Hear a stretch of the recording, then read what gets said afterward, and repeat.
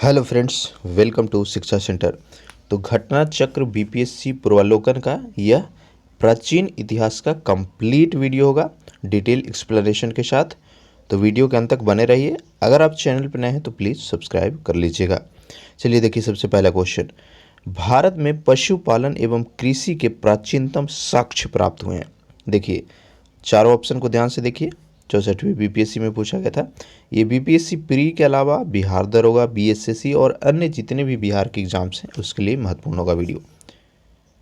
ठीक है, तो इसका सही आंसर जो होगा वह हो जाएगा ऑप्शन डी। ठीक है, कृषि और पशुपालन का जो प्राचीनतम साक्ष्य है, सबसे पुराना साक्ष्य वह कहाँ से मिला है? मेहरगढ़ से मिला है। देखिए, भारतीय उपमहाद्वीप में पशुपालन एवं कृषि का प्रारंभिक स्थल मेहरगढ़ को माना जाता है, जो कि 7000 से 5500 ईस्वी पूर्व के बीच मानव बसाव का क्षेत्र था। कुछ विद्वान, देखिए एक्सप्लेनेशन को पढ़िएगा, यहाँ से भी काफ़ी प्रश्न आपको मिलेंगे, पूछे जाएंगे आगे। ठीक है, देखिए कुछ विद्वान मेहरगढ़ में पशुपालन का काल 8500 ईस्वी पूर्व मानते हैं। नवीनतम खोज के आधार पर भारतीय उपमहाद्वीप में प्राचीनतम कृषि साक्ष्य वाला स्थल उत्तर प्रदेश के संत कबीर नगर जिले में स्थित लहुरा देव है। यहाँ से 7000 ईस्वी पूर्व से 9000 ईस्वी पूर्व के मध्य मानव के बसने तथा निश्चित तौर पर 6400 ईस्वी पूर्व के चावल के साक्ष्य प्राप्त हुए। उल्लेखनीय है कि इस नवीनतम खोज के लिए पूर्व भारतीय उपमहाद्वीप का प्राचीनतम कृषि साक्ष्य वाला स्थल मेहरगढ़, जो कि आपका पाकिस्तान के बलूच में स्थित है। तो अगर वही ऑप्शन में रहता आपको मेहरगढ़ वर्तमान में कहाँ पे है, तो आपका बलूच हो जाएगा, पाकिस्तान। यहाँ से 7000 से 5500 ईस्वी पूर्व के गेहूं के साक्ष्य मिले हैं। ठीक है, इसके साथ ही चावल के साक्ष्य वाला स्थल कोलडीहवा, जो कि प्रयागराज में पड़ता है, चावल मूसी में चावल की भूसी का भी साक्ष्य यहाँ पे मिला है। ठीक है, तो ये पहला प्रश्न कंप्लीट हुआ। फिर से रिक्वेस्ट है, वीडियो को लाइक जरूर कीजिएगा फ्रेंड्स। ठीक है, दूसरा क्वेश्चन देखिए। टोटल 116 प्रश्न है, मोस्ट इंपॉर्टेंट, इसलिए लास्ट तक आप बने रहिएगा। देखिए दूसरा, निम्नलिखित में से किसको कैल्कोलिथिक युग, ये तो बार बार रिपीट होता है फ्रेंड्स, ऐसा क्वेश्चन है जो हर एग्जाम में रिपीट होता है, चाहे एसएससी हो गया, आपका एसएससी जीडी की वैकेंसी है उसके लिए भी महत्वपूर्ण होगा, रेलवे के लिए और अन्य परीक्षाओं के लिए भी इम्पॉर्टेंट है। कैल्कोलिथिक युग को क्या कहा जाता है? तो कैल्कोलिथिक युग को किस नाम से जानते हैं? आपको होगा ताम्रपाषाण युग। ऑप्शन सी जो है इसका सही आंसर होगा। देखिए, ताम्रपाषाण युग को ही कैल्कोलिथिक युग कहा जाता है। जिन संस्कृतियों में तांबे के औजार के साथ ही पत्थर के बने हुए उपकरण का प्रचलन मिलता है, उन्हें प्रायः ताम्र पाषाणिक संस्कृतियां भी कहा जाता है। तो ताम्रपाषाणिक संस्कृति अगर पूछ दे तो क्या होगा? तांबा के औजार के साथ साथ पत्थर के बने हुए उपकरण भी जिस समय मिलता था। तीसरा देखिए, हड़प्पा में मिट्टी के बर्तनों का सामान्यतः किस रंग का उपयोग होता था? Important question. तो हड़प्पा काल के मिट्टी की बर्तनें जो थी वह लाल रंग की होती थी। ऑप्शन ए सही हो जाएगा। देखिए ध्यान से इसको पढ़िएगा। हड़प्पा निवासी मिट्टी के बर्तनों का व्यापक पैमाने पर निर्माण करते थे।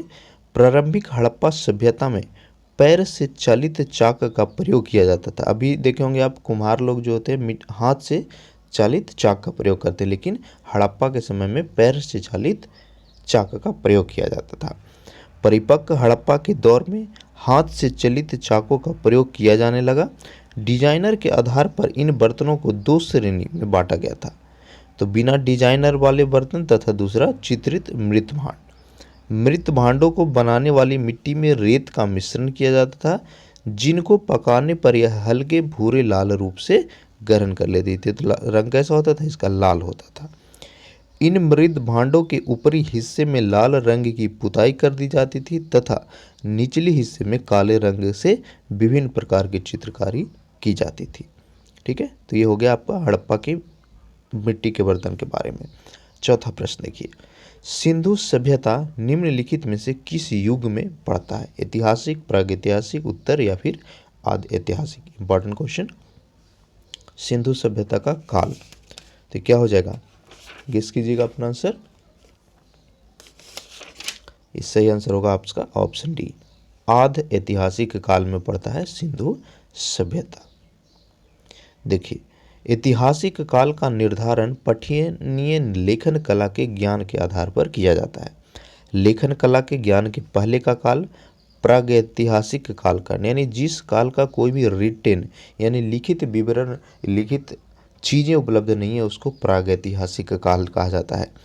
भारतीय इतिहास में 2500 बीसी से 600 बीसी का कालखंड आदि ऐतिहासिक माना जाता है। सैंधव सभ्यता आदि ऐतिहासिक काल की ही सभ्यता है, क्योंकि यहाँ पर लेखन कला का ज्ञान है। आप देखेंगे कि सिंधु घाटी सभ्यता का जो है लिखित विवरण मिलता है, इसीलिए हम इसको प्रागैतिहासिक तो नहीं होगा, क्योंकि प्रागैतिहासिक में लिखित विवरण नहीं मिलती। यहाँ पे आदि ऐतिहासिक इसको आंसर होगा। लेकिन हालांकि लिखित विवरण तो मिला है, परंतु इसको अभी तक पढ़ा नहीं जा सका है। 5वां देखिए, सिंधु घाटी सभ्यता की सबसे महत्वपूर्ण विशेषता क्या थी? पक्की ईंटी से बनी इमारत, प्रथम असली मेहराब, पूजा स्थल, कला, या फिर उपयुक्त में से कोई नहीं या एक से अधिक। तो सबसे आंसर इसका होगा वह हो जाएगा ऑप्शन ए, पक्के ईंटी से बनी इमारतें जो है सिंधु घाटी की सबसे महत्वपूर्ण विशेषता है। सिंधु घाटी सभ्यता की प्रमुख विशेषता नगर नियोजन को माना जाता है। यहाँ नगर और कस्बे एक निश्चित योजना के अनुसार बसाए गए थे। पक्की ईंट से, देखिए यहीं पे आपका आंसर है, पक्की ईंट से बनी इमारतों में मोहनजोदड़ो का विशाल स्नानागार व अन्नागार प्रमुख है। इनकी सतह की पक्की ईंटें हैं जिनमें जिप्सम और मोर्टार द्वारा जोड़ा गया है। 6ठा देखिए, निम्नलिखित में से कौन सा एक हड़प्पा का बंदरगाह है? सिकंदरिया, लोथल, महास्थानगढ़ या नागपट्टनम? मोस्ट इंपॉर्टेंट क्वेश्चन, हमेशा रिपीट होता है। हड़प्पा संस्कृति का बंदरगाह कौन सा है? आप सही कर पा रहे होंगे इसको, लोथल। ठीक है, ऑप्शन बी इसका सही आंसर होगा। देखिए, हड़प्पा नगर लोथल गुजरात के अहमदाबाद के जिले में भोगवा नदी के किनारे स्थित है। यहाँ की सर्वाधिक महत्वपूर्ण उपलब्धि हड़प्पाकालीन बंदरगाह। ठीक है, तो इसको ऐसे पूछ सकता है कि लोथल वर्तमान समय में कहाँ पर है? तो आंसर होगा गुजरात के अहमदाबाद जिले। या फिर लोथल किस नदी के किनारे स्थित है? तो आंसर होगा आपका भोगवा। तो इस तरह से डिस्क्रिप्शन आपको काफ़ी हेल्प करेगा अन्य परीक्षाओं में प्रश्न को सोल्व करने के लिए। देखिए 7वां, निम्न में से किस हड़प्पाकालीन स्थल से टेराकोटा का साक्ष्य मिला? इंपॉर्टेंट क्वेश्चन, ध्यान दीजिएगा। टेराकोटा, ठीक है, लोथल पीछे हमने पढ़ा था, वह गुजरात में मिला है। टेराकोटा का साक्ष्य जो है वह कहाँ पर मिला है? देखिए, धौलावीरा, कालीबंगा, बनवाली या फिर लोथल। तो इसका सही आंसर हो जाएगा ऑप्शन बी, बनवाली में टेराकोटा का साक्ष्य मिला है। ठीक है, कौन सा आंसर हुआ? Option B.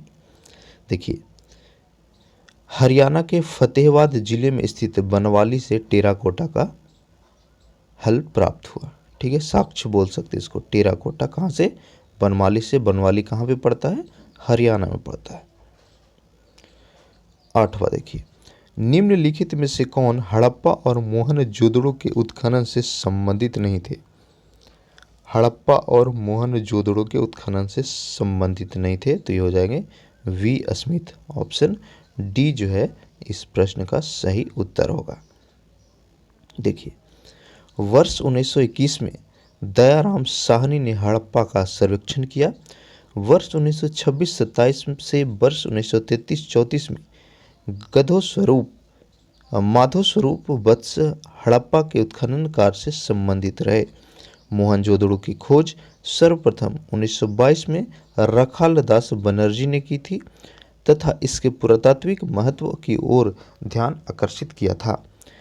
इनके अतिरिक्त कुछ अन्य विद्वान के एन दीक्षित, अंश मैके, आर.एल. स्टीन, ए घोष, जे.पी. जोशी आदि भी इस सभ्यता की खोज में महत्वपूर्ण योगदान दिए।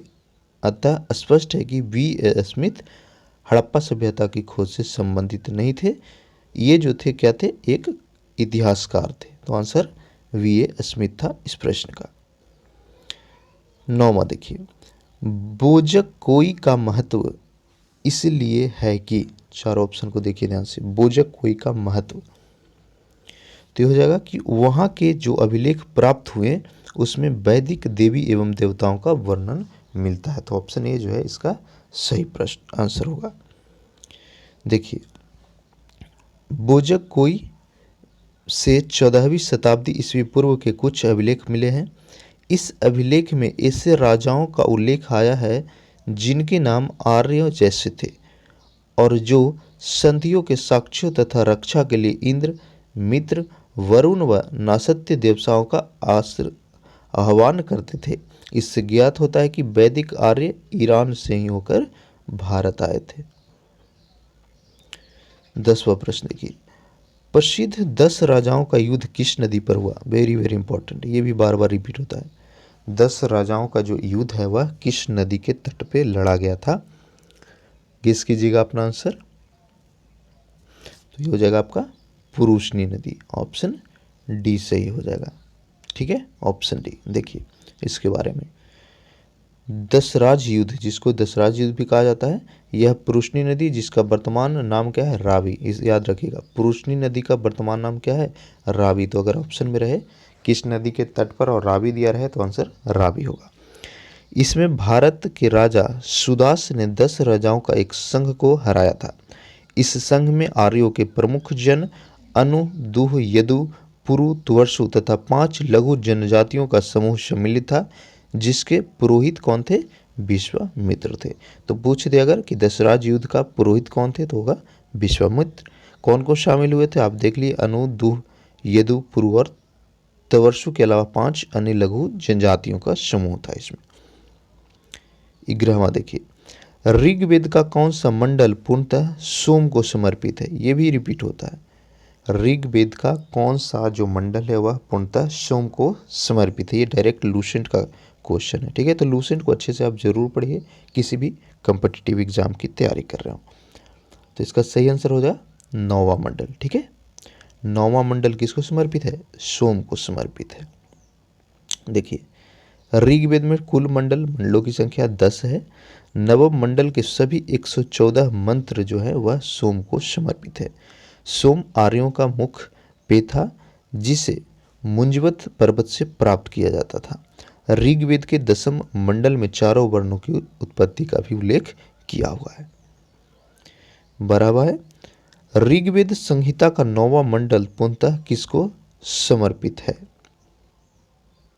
9वां मंडल पूर्णतः किसको समर्पित है?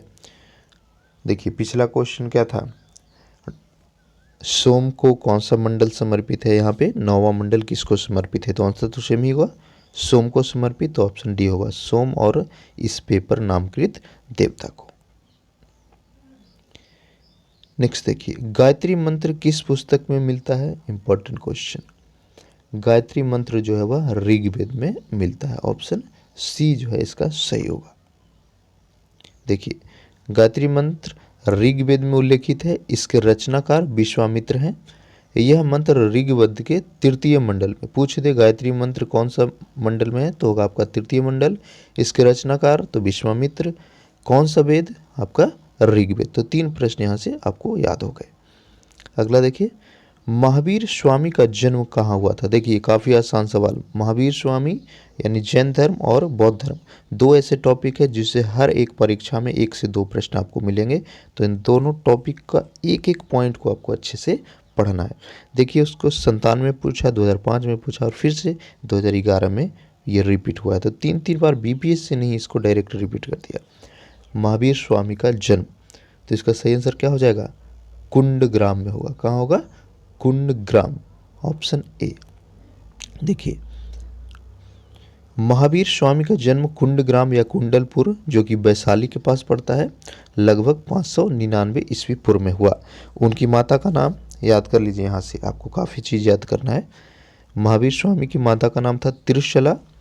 वैष्णवी के लिच्छवी गणराज के प्रमुख चेटक की ये बहन थी तथा पिता का नाम सिद्धार्थ जो कि जात्रिक क्षत्रियों के संघ के प्रधान थे। उनके बड़े भाई कौन थे? नंदीवर्धन। कुछ प्राचीन संस्करण की एनसीईआरटी पुस्तकों में महावीर स्वामी का जन्म जो है वह आपका 540 ईस्वी पूर्व है। तो इसको आपको थोड़ा सा देखना है। ठीक है, महावीर स्वामी का जन्म ये आपको 540 एनसीईआरटी ओल्ड में दिया हुआ है। इसी आधार पर अन्य प्रकाशकों ने भी यह जन्म तिथि अपने पुस्तक में अंकित कर दी है, जिससे भ्रम की स्थिति उत्पन्न हो गई। महावीर स्वामी की सही जन्म जो है 599 ईस्वी पूर्व उचित है, क्योंकि महावीर स्वामी महात्मा बुद्ध के पहले काल के हैं। महात्मा बुद्ध का जन्म आपको याद होगा 563 ईस्वी पूर्व में हुआ था। एनसीईआरटी के नवीन संस्करण में महावीर स्वामी का जन्म 599 है। तो आपको कन्फ्यूजन नहीं होना है, महावीर स्वामी का जन्म 599 ईस्वी पूर्व और बुद्ध का जन्म 563 ईस्वी पूर्व होगा फाइनल, ठीक है। महावीर स्वामी की माता का नाम त्रिशला। त्रिशला कौन थी? चेटक की बहन थी। पिता का नाम क्या था? सिद्धार्थ, जो कि जात्रिक कुल के थे। याद हो गया काफ़ी चीज़ यहाँ से। अगला देखिए, महावीर जैन की मृत्यु निम्नलिखित में से किस नगर में हुई थी? राजगीर, पावापुरी, सांची या समस्तीपुर? आसान सवाल। महावीर की मृत्यु जो है वह कहाँ पर हुआ था? आंसर हो जाएगा ऑप्शन सी, पावापुरी में। देखिए, महावीर स्वामी का जन्म 599 वैशाली के निकट कुंडग्राम में हुआ। उनके पिता सिद्धार्थ जात्रिक क्षत्रियों के संघ के प्रधान थे, जो वज्जी संघ का एक प्रमुख सदस्य थे। 527 ईस्वी पूर्व, ध्यान दीजिएगा इसको, 527 ईस्वी पूर्व के लगभग 72 वर्ष की आयु में राजगीर के समीप स्थित पावापुरी नामक स्थान में उन्होंने अपना शरीर का त्याग किया, यानी उनकी मृत्यु होती है पावापुरी में 527 ईस्वी में। नेक्स्ट देखिए, भगवान महावीर का प्रथम शिष्य कौन था? ये भी महत्वपूर्ण क्वेश्चन, काफ़ी महत्वपूर्ण क्वेश्चन पूछा गया है। तो महावीर का जो प्रथम शिष्य था वह था जामली, ठीक है, जमाली। ऑप्शन ए सही हो जाएगा। देखिए, सेम चीज यहाँ पे है। महावीर की पत्नी का नाम पूछे तो यह यशोदा हो जाएगा। उन्होंने प्रियदर्शना नामक एक पुत्री उत्पन्न हुई थी। तो महावीर स्वामी की बेटी का नाम प्रियदर्शना। उनकी पुत्री का विवाह किससे हुआ था? जमाली नाम के क्षत्रिय से हुआ था, जो कि बाद में महावीर स्वामी का अनुयायी बना था, और यही उनके प्रथम शिष्य थे। यानी महावीर स्वामी का जो प्रथम शिष्य जमाली था वह कौन था? उनका दामाद था। जमाली ने बाद में महावीर का विरोध किया और बहुत रतवाद नामक एक संप्रदाय की शुरुआत की। तो पूछ दे, बहुत रतवाद संप्रदाय की शुरुआत किसने की? तो आंसर होगा जमाली। 11 अन्य प्रधान शिष्य, जिसमें गांधार कहा जाता है, निम्न प्रकार थे। तो इंद्रभूति, अग्निभूति, वायुभूति, ये तीनों भाई थे। इसके अलावा आर्यवक्त, सुधर्मन, मंडिक पुत्र, मौर्यपुत्र, अकंपित, मैत्रेय और प्रभासी, ये सभी के सभी जो थे वह शिष्य थे महावीर के। 17वां देखिए, निम्नलिखित में से कौन सबसे पूर्वकालिक जैन ग्रंथ कहलाता है? यानी सबसे पहले का जैन ग्रंथ। 12 अंग, 14 पूर्व, 12 उपोंग या फिर 14 उपूर्व? तो इसका सही आंसर होगा फ्रेंड्स, वो होगा ऑप्शन सी, 14 पूर्व, ठीक है। देखिए, तो 14 पूर्व जो है प्राचीनतम जैन ग्रंथ है। अंतिम नंद राजा के समय में संभुत विजय तथा भद्रवाहु संघ के अध्यक्ष थे, तथा ये ही महावीर स्वामी द्वारा प्रदत्त 14 पूर्वों के विषय में जानने वाले अंतिम व्यक्ति थे। 12 अंग में जैन सिद्धांतों का संकलन सर्वप्रथम जो है जैन सभा में किया गया था। 18वां देखिए, महात्मा बुद्ध ने अपना पहला धर्म चक्र परिवर्तन किस स्थान पर दिया? इंपॉर्टेंट, धर्म चक्र परिवर्तन यानी पहला उपदेश तो महात्मा बुद्ध के द्वारा यह सारनाथ में दिया गया था। ऑप्शन बी सही होगा। देखिए, 6 वर्षों की साधना के बाद 35 वर्ष की अवस्था में वैशाख पूर्णिमा की रात्रि को एक पीपल वृक्ष के नीचे गौतम बुद्ध को ज्ञान की प्राप्ति हुई। ज्ञान प्राप्ति के बाद ही वे बुद्ध कहलाए। ज्ञान प्राप्ति के बाद गौतम बुद्ध अपने मत का प्रचार प्रारंभ किया। उरुबेला से वे सबसे पहले ऋषिपटन, जो कि वर्तमान में सारनाथ है, वहाँ आए। यहाँ उन्होंने 5 ब्राह्मण सन्यासियों को पहला उपदेश दिया। इस उपदेश को ही धर्मचक्र परिवर्तन कहा जाता है। यह उपदेश दुख के कारण, दुख का अंत एवं उनके समाधान से संबंधित था, जिसको चार आर्य सत्य भी कहा जाता है। तो यहाँ से आपको याद हो गया, ज्ञान की प्राप्ति कब हुई? 6 वर्ष की साधना के बाद। कहाँ पर? पीपल वृक्ष के नीचे। ज्ञान प्राप्ति के बाद उन्हें क्या कहा गया? बुद्ध कहा गया। धर्मचक्र परिवर्तन कहाँ पर हुआ? सारनाथ में, जो कि प्राचीन उसका नाम ऋषिपटन था। तो ये सभी चीज़ें आपको याद हो गया। अब देखते हैं 19वां प्रश्न। टोटल 116 प्रश्न है, ठीक है, तो लास्ट तक देखिएगा। 19वां देखिए, महात्मा बुद्ध का महापरिनिर्वाण यानी उनकी मृत्यु जो है कहाँ पर हुई थी? तो ये हो जाएगा आपका कुशीनगर में, ऑप्शन सी सही होगा। 2 बार देखिए बीपीएससी रिपीट किया इसको। देखिए, महात्मा बुद्ध ने अपना पहला उपदेश सारनाथ में दिया, पीछे जो क्वेश्चन था। उसके बाद बौद्ध धर्म के प्रचार के लिए कपिलवस्तु, राजगिरी, वैशाली एवं कोसल राज्य गए। सबसे अधिक बौद्ध धर्म का प्रचार कहाँ पर हुआ था? कोसल राज्य में हुआ।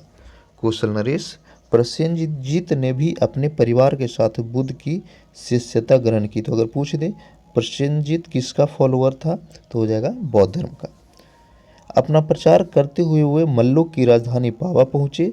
यहाँ वे चुंद नामक लुहार की अम्र वाटिका में ठहरे। उसने बौद्ध को सुकर मदब खाने को दिया। इससे उन्हें रक्ततिसार हो गया और भयानक पीड़ा उत्पन्न हुई। इस वेदना के बाद वे कुशीनगर पहुँचे। यहीं 483 ईस्वी पूर्व में 80 वर्ष की अवस्था में उन्होंने अपना शरीर का त्याग किया, जिसको क्या कहा जाता है? महापरिनिर्वाण। तो उनकी मृत्यु कहाँ पर होती है? कुशीनगर में। नेक्स्ट देखिए, त्रिपिटक किसकी धार्मिक पुस्तक है? आसान सवाल लेकिन इंपॉर्टेंट। त्रिपिटक जो है किस धर्म का पुस्तक है? आंसर हो जाएगा आपका बौद्ध धर्म, ऑप्शन डी। देखिए, त्रिपिटक बौद्ध धर्म ग्रंथों में सर्वाधिक महत्वपूर्ण है। बुद्ध की मृत्यु के बाद उनकी शिक्षाओं को संकलित कर 3 भाग में बांटा गया, जिसको त्रिपिटक कहा जाता है। ये कौन कौन है 3? पहले तो हो गया विनय पिटक, इसको भी याद रखिएगा। विनय पिटक में किस चीज़ का वर्णन किया हुआ है? तो होगा संघ संबंधी नियम हुआ आचार की शिक्षाएं। पूछ देता है कि बौद्ध ग्रंथ विनय पिटक किस चीज़ को उल्लेखित करता है, तो इसलिए आपको याद करना है इसको। सूत पिटक देखेंगे तो इसमें आपका महात्मा बुद्ध के सभी वचन का संग्रह है। और तीसरा है अभिधम्म पिटक, जिसमें दार्शनिक सिद्धांत का संकलन किया गया है। 21वां देखिए, निम्नलिखित में से कौन सी बात बौद्ध धर्म एवं जैन धर्म में समान है? इंपॉर्टेंट है, ये भी बार बार पूछता है कि बौद्ध धर्म और जैन धर्म में कॉमन चीज जो है क्या है? तो आंसर होगा ऑप्शन सी,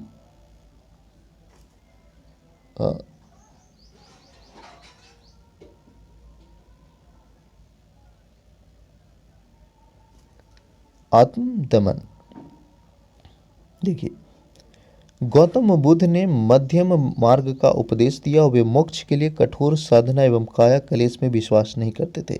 इसके विपरीत महावीर स्वामी ने मोक्ष प्राप्ति के लिए घोर तपस्या एवं शरीर त्याग को आवश्यक बताया था।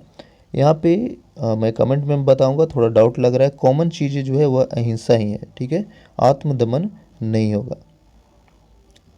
ओ सॉरी, समान नहीं है। समान अगर पूछे कि कौन सा चीज़ जो है समान है तो होगा अहिंसा, लेकिन यहाँ पे पूछ रहा है समान नहीं है तो हो जाएगा आपका आत्मदमन, ठीक है। जैन धर्म में लोग आत्मदमन यानी शरीर का त्याग करते हैं, लेकिन ऐसा चीज़ बौद्ध धर्म नहीं है। तो समान अगर पूछे कि कौन सा चीज़ समान है बौद्ध धर्म और जैन धर्म, तो आंसर क्या होगा? अहिंसा होगा। लेकिन समान नहीं है, कॉमन नहीं है, तो होगा आपका आत्मदमन। 22वां देखिए, बोध गया में बोधि वृक्ष अपने वंश की किस पीढ़ी का है? तो होगा पंचम पीढ़ी का, ऑप्शन सी। देखिए, महाबोधि मंदिर स्थित वर्तमान बोधि वृक्ष वह नहीं है जिसके नीचे बैठकर महात्मा बुद्ध ने ज्ञान की प्राप्ति की थी। हिंसांग के अनुसार उस मूल वृक्ष को 7वीं शताब्दी में सम्राट शशांक ने नष्ट कर दिया। तो अगर पूछे कि बोधि वृक्ष का मूल वृक्ष को नष्ट किसने किया था, तो आंसर होगा शशांक। इसके बाद इस स्थान पर 2 वृक्ष और वृक्ष रोपित किए गए जो कि नष्ट हुए। वर्तमान वृक्ष जिसे हम देख रहे हैं वह 5वीं पीढ़ी का है, जिसे अलेक्जेंडर कनिंघम ने लगवाया। तो पूछ दे वर्तमान में जो बोधि वृक्ष है उसको किसने लगवाया था, तो आंसर होगा अलेक्जेंडर कनिंघम ने। यह वृक्ष पूरी तरह संरक्षित है और केवल इससे गिरी हुई पत्तियों को ही छूने एवं उठाने का अधिकार, यानी पीपल वृक्ष पे आप जो पत्ते हैं उसको भी तोड़ नहीं सकते हैं, कानून जुर्म होगा वो। एक अन्य तथ्य के अनुसार यह वृक्ष क्रमशः 2 बार सम्राट अशोक, एक बार पुष्यमित्र एवं एक बार पूर्व बर्मा एवं अंत में कनिंघम द्वारा लगवाया गया। अतः यह छठी पीढ़ी का वृक्ष है। बिहार सरकार के पर्यटन विभाग की वेबसाइट पर इसे 5वीं पीढ़ी बताया गया, इसीलिए आपको आंसर जो है वह 5वीं पीढ़ी होगा। लेकिन आयोग जो है इस प्रश्न को विवाद के कारण कैंसिल कर दिया था। तो आपको अगर पूछे तो 5वीं पीढ़ी ही बताना है, क्योंकि बिहार गवर्नमेंट के साइट पे 5वां ही दिया हुआ इसको। 23वां देखिए, बराबर की गुफाओं का उपयोग किसने आश्रय गृह के रूप में किया था? इसका सही आंसर होगा ऑप्शन ए, आजीविकाओं के द्वारा। देखिए, मौर्य युग में पर्वत गुफाओं को काटकर निवास स्थान बनाने की कला का पूर्ण विकास हुआ। अशोक तथा उसके पौत्र दशरथ के समय में बराबर एवं नागार्जुनी पहाड़ियों को काटकर आजीविका, देखिए आजीविकाओं के लिए आवास बनाए गए थे। अशोक के समय बराबर पहाड़ी की गुफाओं में सुदामा की गुफा, कर्ण चौपाड़ नामक गुफा सर्व प्रसिद्ध है। नेक्स्ट देखिए, आजीवक संप्रदाय के संस्थापक, ये भी कई बार पूछा गया है। तो आजीवक संप्रदाय के संस्थापक थे मखिली गोशाल, ऑप्शन सी सही होगा। देखिए, मखिल गोशाल प्रारंभ में महावीर के शिष्य थे, किंतु बाद में मतभेद के चलते इन्होंने महावीर की शिष्यता त्याग कर आजीवक नामक स्वतंत्र संप्रदाय की स्थापना की। इनका मत नियतिवाद कहा जाता था, जिसके अनुसार संसार की प्रत्येक वस्तु भाग्य द्वारा पूर्व नियंत्रित एवं संचालित होती है। पाटलिपुत्रा का संस्थापक, आसान सवाल लेकिन बार बार रिपीट होता है, ये भी आपका। पाटलिपुत्र का संस्थापक कौन था? ये होगा आपका ऑप्शन ए, उदयन। देखिए, पाटलिपुत्र की स्थापना अजात शत्रु के उत्तराधिकारी उदयन ने गंगा और सोन नदी के संगम पर एक किला बनाकर की थी। इसने मगध साम्राज्य की राजधानी राजगीर से पाटलिपुत्र ट्रांसफर कर दिया। यह नगर शिशुनाग वंश, नंद वंश और मौर्य वंश की भी राजधानी रही है। नेक्स्ट है, किस शासक द्वारा सर्वप्रथम पाटलिपुत्र की राजधानी के रूप में चयन किया गया था? सेम सवाल को अलग तरीके से पूछ दिया, तो हो जाएगा ऑप्शन सी, उदयन। देखिए, उदयन कौन वंश का था? अगर पूछे तो होगा हर्यक वंश। तो देखिए, हर्यक वंशीय शासक उदयन, इसका नाम था उदयभद्र भी। तो इसी के शासन काल की सर्व प्रमुख घटना गंगा एवं सोन नदी के संगम पर पाटलिपुत्र नगर की स्थापना। उसने राजगीर से इसी नव स्थापित नगर में अपनी राजधानी स्थानांतरित किया था। तो सेम क्वेश्चन को अलग अलग ढंग से पूछ रहा है यहाँ पे। 27वां देखिए, निम्नलिखित में से किस राजा ने पाटलिपुत्र को बसाया? फिर से सेम सवाल, तो यह होगा ऑप्शन डी, उदयन ने बसाया था।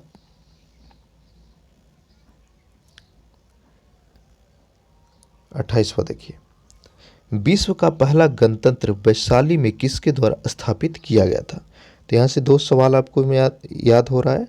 पूछ दे दुनिया का सबसे पहला गणतंत्र, तो आंसर होगा वैशाली। और यह किसके द्वारा स्थापित किया गया था? तो सही आंसर क्या होगा इसका? लिच्छवी के द्वारा, ऑप्शन डी हो जाएगा। देखिए, वैशाली के लिच्छवियों ने विश्व का पहला गणतंत्र स्थापित किया था। वैशाली बुद्ध काल का सबसे बड़ा तथा शक्तिशाली गणराज्य था। लिच्छवी जो था वह वज्जी संघ का प्रमुख था। मगध की प्रारंभिक राजधानी कौन सी थी? बहुत ही आसान सवाल। मगध की प्रारंभिक राजधानी राजगृह, ठीक है, जिसका प्राचीन नाम गिरिब्रिज था। देखिए, पुराणों के अनुसार मगध पर शासन करने वाला पहला राजवंश तो था बृहदत्त वंश। इस वंश के पहले राजा बृहदत्त का पुत्र जरासंध, जिसने राजगीर को अपना राजधानी बनाया था। बौद्ध ग्रंथों के अनुसार मगध का प्रथम प्रतापिक शासक कौन था? तो यह बिंबिसार था। यह हर्यक वंश से संबंधित था। पूछ दे कि बिंबिसार किस वंश से जुड़ा हुआ था? आंसर होगा हर्यक वंश। इसकी मृत्यु जो है 492 ईस्वी पूर्व में हुई। इसके बाद अजातशत्रु जो है मगध का शासक हुआ। अजातशत्रु के पुत्र उदयन ने अपनी राजधानी राजगीर से पाटलिपुत्र स्थापित कर दिया था। अजातशत्रु के वंश का नाम क्या था? देखिए, पिछला क्वेश्चन का अगर आप सॉल्यूशन ध्यान से देखें अभी, तो इसका सही आंसर कर पा रहे होंगे। अजातशत्रु के वंश का नाम तो यह था हर्यक वंश, ऑप्शन बी सही होगा। देखिए, मगध का शासक अजातशत्रु अपने पिता एवं हर्यक वंश के संस्थापक बिंबिसार की हत्या करके गद्दी पर बैठा था। इसकी हत्या भी इसके पुत्र उदयन ने किया। देखिए, तो बिंबिसार जो था वह हर्यक वंश का संस्थापक था और इसका हत्या उसका पुत्र अजातशत्रु ने किया। फिर अजातशत्रु का हत्या उसका पुत्र उदयन ने कर दिया था। ठीक है, देख रहे हैं आप। चलिए आगे देखिए। सेंड्रोकोटस से चंद्रगुप्त मौर्य की पहचान किसने करवाई थी? आंसर हो जाएगा ऑप्शन ए विलियमसन जोन्स। देखिए, विलियम जोन्स पहले विद्वान थे जिन्होंने सेंड्रोकोटस की पहचान मौर्य शासक चंद्रगुप्त मौर्य से की। एरियन तथा प्लूटार्क ने चंद्रगुप्त मौर्य को एंड्रोकोटस के रूप में वर्णित किया है, जबकि जस्टिन ने सेंड्रोकोटस को चंद्रगुप्त मौर्य और सिकंदर महान की भेंट का उल्लेख किया है। 32वां देखिए, ब्राह्मी लिपि सबसे पहले किसने पढ़ा? देखिए, यूपीपीसीएस पूछा इसको और बीपीएससी पूछा और भी परीक्षाओं में काफ़ी बार पूछा गया है। ब्राह्मी लिपि को सबसे पहले किसने पढ़ा था? आंसर हो जाएगा जेम्स प्रिंसेप, ऑप्शन डी। देखिए, सर्वप्रथम 1837 ईस्वी में जेम्स प्रिंसेप नामक अंग्रेज विद्वान ने अशोक के लिखा जो लेख जो कि ब्राह्मी लिपि में लिखा हुआ है उसका उपाचयन किया, किंतु उन्होंने लेखों के देवान प्रियम की पहचान सिंहल के राजा तीस से कर डाली। कालांतर में यह तथ्य प्रकाश में आया कि सिंहली अनुश्रुतियों दीपवंश व महावंश में यह उपाधि अशोक के लिए प्रयुक्त की गई है। अंततः 1915 में मास्की से प्राप्त अभिलेख में अशोक के नाम को भी पढ़ लिया गया। तो यहाँ से आपको याद रखना है कि अशोक के जो लेख है कौन सा लिपि में है, होगा आपका ब्राह्मी। सबसे पहले किसने पढ़ा? ये होगा आपका जेम्स प्रिंसेप। ठीक है, कब पढ़ा? 1837 ईस्वी में। नेक्स्ट देखिए, मेगास्थनीज की पुस्तक का नाम क्या है? आसान सवाल, आंसर होगा इंडिका, ऑप्शन डी। देखिए, चंद्रगुप्त मौर्य सिकंदर का समकालीन था। सिकंदर के समकालीन वैदेशिक लेखक निरियाकस, एनिसिरिकस, अरिस्तोबुलस तथा मेगास्थनीज था, जिसके विवरण चंद्रगुप्त मौर्य के विषय में सूचनाएं मिलती है। विदेशी लेखकों में मेगास्थनीज का नाम सबसे महत्वपूर्ण है, जिसने इंडिका का रचना किया। इंडिका के लेखक, सेम क्वेश्चन अलग तौर पर, तो ये हो जाएगा ऑप्शन बी मेगास्थनीज।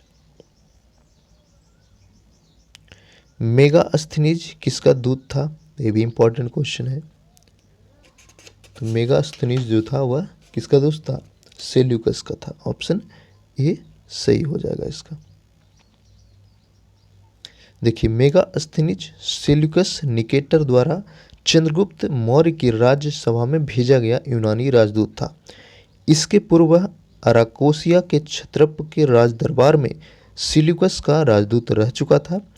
मेगास्थनीज ने काफ़ी समय तक मौर्य दरबार में निवास किया। भारत में उसने जो कुछ भी देखा सुना उसने इंडिका नामक ग्रंथ में लिपिबद्ध यानी लिखा। अंतिम मौर्य सम्राट कौन था? ठीक है, लास्ट मौर्य राजा या एम्पायर पूछ रहा है, तो सही आंसर होगा फ्रेंड्स ऑप्शन डी बृहद्रथ। देखिए, अंतिम मौर्य शासक बृहद्रथ था। बृहद्रथ की हत्या उसके सेनापति पुष्यमित्र शुंग के द्वारा 184 ईस्वी पूर्व में की जाती है और वह शुंग वंश की स्थापना जो है करता है मौर्य वंश के बाद। किस अभिलेख में रुद्रदामन प्रथम की विभिन्न उपलब्धियां वर्णित की हुई है? जूनागढ़, भित्री, नासिक या फिर सांची? आंसर हो जाएगा ऑप्शन ए जूनागढ़ अभिलेख। देखिए, गुजरात के जूनागढ़ से रुद्रदामन का एक अभिलेख प्राप्त हुआ है। यह जिस शिला पर उत्कीर्ण है उसी पर अशोक के 14 प्राज्ञापनों की एक प्रति तथा स्कंदगुप्त के 2 लेख भी खुदे हुए हैं। यह विशुद्ध संस्कृत भाषा तथा ब्राह्मी लिपि में लिखा गया। इसमें रुद्रदामन की वंशावली, विजय, शासन, व्यक्तित्व आदि पर सुंदर प्रकाश डाला गया है। यह अभिलेख अब तक प्राप्त संस्कृत अभिलेखों में सर्वाधिक प्राचीन है। नेक्स्ट है 38वां, देखिए निम्नलिखित राजाओं में से किसका जैन धर्म के प्रति भारी झुकाव था? दशरथ, खारवेल, बृहदत्त या फिर हुबस्क। जैन धर्म के प्रति झुकाव, तो यह था खारवेल नरेश, ऑप्शन सी सही होगा। देखिए कलिंग का चेदी वंशीय राजा शासक खारवेल प्राचीन भारतीय इतिहास के महानतम सम्राटों में था। उड़ीसा प्रांत के भुवनेश्वर से 3 मील की दूरी पर स्थित उदयगिरी पहाड़ी में जो है इनका शासन था। कलिंग नरेश खारवेल का संबंध, ध्यान से देखिए चारों ऑप्शन को। कलिंग नरेश खारवेल का संबंध किससे था? आंसर हो जाएगा महामेघवाहन से, ऑप्शन ए। देखिए कलिंग के चेदी राजवंश का संस्थापक महामेघवाहन, अगर पूछ दे चेदी राजवंश का संस्थापक कौन था तो आंसर होगा ये होगा महामेघवाहन नामक व्यक्ति था। अतः इस वंश का नाम महामेघवाहन वंश भी पड़ा। इस वंश का सर्वाधिक शक्तिशाली शासक खारवेल हुआ। खारवेल के इतिहास अध्ययन का एकमात्र साधन क्या है? तो यह है हाथी गुम्फा अभिलेख। नेक्स्ट देखिए प्राचीन भारत का Napoleon, very very important question. तो यह कहा जाता है समुद्रगुप्त को। प्राचीन भारत का नेपोलियन किसको कहा जाता है? समुद्रगुप्त को। देखिए इतिहासकार विसेंट स्मिथ ने अपनी रचना अर्ली हिस्ट्री ऑफ इंडिया में समुद्रगुप्त की वीरता एवं विजयों से मुक्त होकर उसे भारतीय नेपोलियन की संज्ञा दी। समुद्रगुप्त की विजयों का वर्णन प्रयाग प्रशस्ति में मिलता है। इसके लेखक कौन थे? हरिसेन। तो प्रयाग प्रशस्ति के लेखक पूछे थे तो आंसर क्या होगा? हरिसेन। नेक्स्ट देखिए गुप्त सम्राट जिसने हुनों को पराजित किया था वह कौन था? स्कंदगुप्त, समुद्रगुप्त, चंद्रगुप्त द्वितीय या फिर रामगुप्त। तो हुनों को जो पराजित है वह किया गया था किसके द्वारा? स्कंदगुप्त के द्वारा, ऑप्शन सी सही होगा। देखिए हुनों का पहला भारतीय आक्रमण गुप्त सम्राट स्कंदगुप्त के शासनकाल में हुआ। स्कंदगुप्त के हाथों वे बुरी तरह परास्त हुए। यूएस राय के अनुसार इस हुन आक्रमण का नेता कौन था? हुसैनबाज था। यह आक्रमण एक धावा मात्र रहा और देश के ऊपर इसका कोई तात्कालिक प्रभाव नहीं पड़ा, किंतु परोक्ष रूप में इसने गुप्त साम्राज्य के पतन की गति को तेज कर दिया था। स्कंदगुप्त की मृत्यु के बाद 5वीं शताब्दी के अंत में तथा 6ठी शताब्दी के प्रारंभ में उत्तर पश्चिम के कई क्षेत्रों पर हुनों ने कब्जा कर लिया। तो बेसिकली आपको यहाँ पे याद रखना है कि हुनों का आक्रमण किसके समय में हुआ था? तो होगा स्कंदगुप्त के समय, जिसने हुनों को हरा दिया था। अगला देखिए किस प्रकार की भूमि को अप्रहत कहा जाता है? देखिए ऑप्शन को ध्यान से, किस प्रकार की भूमि को अप्रहत कहा जाता है? तो होगा बिना जोती हुई जंगली भूमि, ऑप्शन ए। देखिए बिना जोती हुई भूमि जिस पर खेती न हो अप्रहत भूमि कहा जाता है। यह गुप्तकालीन राजस्व व्यवस्था का एक टर्म है, ठीक है। तो अप्रहत भूमि किस काल का है? गुप्तकालीन राजस्व व्यवस्था के लिए यूज किया जाता है। चीनी यात्री सुंग यून ने भारत की यात्रा कब की थी? इंपॉर्टेंट है। सुंग यून भारत की यात्रा कब किया था? तो होगा 515 ईस्वी से लेकर के 520 ईस्वी तक। देखिए यह जो है 518 ईस्वी में भारत आया। इसने अपने 3 वर्षों की यात्रा में बौद्ध धर्म की प्रतियां जो है एकत्रित किया था। 44वां देखिए very very important question. Harshvardhan के शासनकाल में किस चीनी यात्री ने भारत की यात्रा की थी? तो हो जाएगा हेनसांग, ऑप्शन बी। देखिए हर्षवर्धन के समय की सबसे प्रमुख घटना चीनी यात्री हेनसांग का भारत में आगमन था। उसकी उत्कृष्ट अभिलाषा महात्मा बुद्ध के चरण चिन्हों द्वारा पवित्र किए गए स्थानों को देखने एवं पवित्र बौद्ध ग्रंथों का अध्ययन करने का था, जो उन दिनों भारत में सुलभ थे।